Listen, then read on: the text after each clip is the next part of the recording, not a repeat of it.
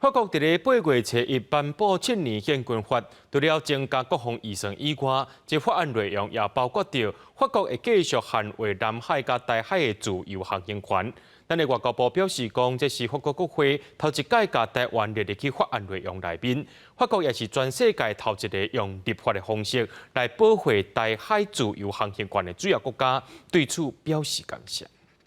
330 pour 313 contre 17, le Sénat a adopté. 法国国民议会甲参议院分别第7届双双表决通过史上上悬的7年建军的预算，总共4133亿欧元，创下纪录。法国政府8月初一正式颁布7年建军法，法案内容包含重申法国身为印太强权，会依据国际海洋法，继续捍卫印太地区自由航行权，尤其是南海甲台湾海峡，来维护这地区的和平甲稳定，也是全球头一个以立法的方式保卫台海自由航行权的主要国家。 能够把台海的航行自由当作关切的议题，我相信对于提高台湾的国防安全跟区域安全都是非常有帮助的。外交部表示感谢，讲法国这摆伫国际场所讲到台海和平的重要性，学者分析欧美拢重视自由航行权。法国这摆立法立例，除了呼应欧盟整体印太战略，嘛是要对中国的威胁表示态度。 也不能说警告，但是说一个清楚的声明，